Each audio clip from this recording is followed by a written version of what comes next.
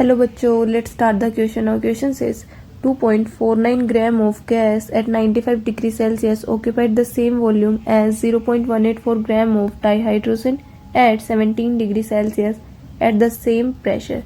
What is the molar mass of the gas? हमें क्या बताना है? मोलर मास ऑफ गैस बताना है, जबकि हमारे पास क्या दिया गया है?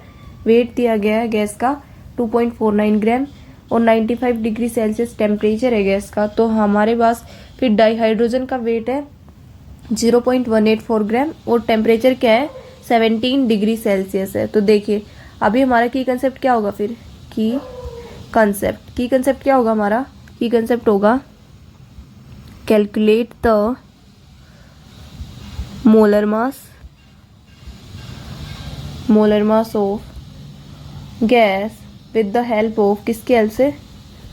With the help of ideal gas equation. अभी देखिए अब हमारे पास गिवन क्या क्या वो लिखते हैं। सबसे पहले गिवन में क्या क्या अपने पास वेट दिया गया है, किसका? गैस का वेट कितना है हमारे पास? W1 से इसको डिनोट किया 2.49 ग्राम है। टेम्परेचर क्या है? टेम्परेचर अपने पास 95 डिग्री सेल्सियस, और को अगर हम केल्विन में कन्वर्ट करेंगे क्या आएगा? 368 केल्विन। ऐसे अपने पास वेट डाईहाइड्रोजन का क्या है? 0.184 ग्राम है, और टेम्परेचर क्या है उसका डाईहाइड्रोजन का? 17 डिग्री सेल्सियस। उसको अगर हम कन्वर्ट करेंगे केल्विन में तो क्या आएगा? 290 केल्विन आ गया। तो अभी देखिए अभी हमारे पास क्या है? हमारे पास अब हम लगाएंगे किसका? Ideal gas equation. तो आइडियल गैस इक्वेशन क्या होती है? PV is equal to NRT होती है। तो PV is equal to NRT होगी, तो अपने पास जो N होता है वो क्या होता है? Number of moles.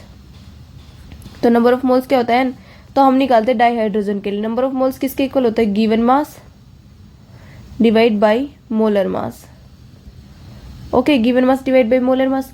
तो अभी देखिए गिवन मास क्या होता है डाईहाइड्रोजन का? गिवन मास है अपने पास 0.184 और मोलर मास क्या है? 2 है। तो अपने पास क्या आएगा फिर? हमारे पास आएगा 0.092। क्या आ गया अपने पास? नंबर ऑफ मोल्स किसके लिए? डाईहाइड्रोजन के लिए। तो अभी देखिए अभी हम क्या करेंगे, हमारे पास दो है, एक तो गैस है और एक क्या है? डाईहाइड्रोजन है। तो इन दोनों के लिए अलग अलग आइडियल गैस इक्वेशन लिखते हैं। तो P1 V1 is equal to N1R T1, ये अपनी फर्स्ट होगी। ऐसे सेकंड लिखेंगे, सेकंड क्या आएगी? P2 V2 is equal to N2R T2, ये किसकी होगी? अपने पास ये सेकंड आ गई। अभी देखिए ये किसके? डाईहाइड्रोजन की, और ये किसके? गैस की है। तब हमारे पास कंडीशन क्या दी गई थी? हमारे पास कंडीशन है प्रेशर दोनों का क्या है? सेम है, और वॉल्यूम भी क्या है? सेम है।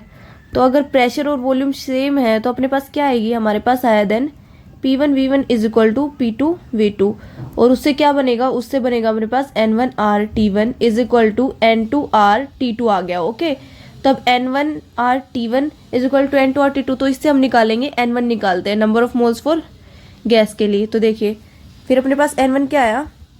N1 आया N2T2 बाई T1। तो अब इसकी वैल्यूज पुट करो, इसकी वैल्यू पुट करेंगे 0.092 इंटू अपने पास क्या है? T2 क्या है हमारे पास? 290, और अपने पास T1 क्या है? 368। तो अपने पास क्या वैल्यू है? हमारे पास वैल्यू है 0.0725। ये क्या आ गई? N1 की वैल्यू आ गई।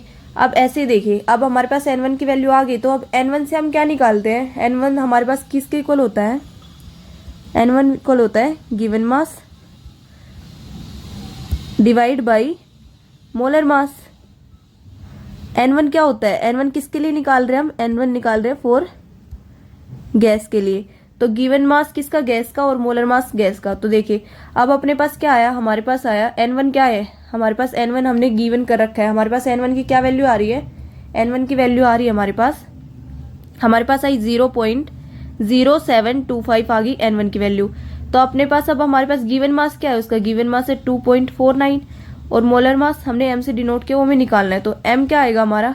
M किसके इक्वल आएगा? M इक्वल आएगा 2.49 डिवाइड बाई 0.0725। अब इसके हम क्या करेंगे? वैल्यूज निकालेंगे इन दोनों को डिवाइड करके। तो हमारे पास कितनी आई? 34.345 ग्राम पर मोल। ये क्या आ गया हमारे पास?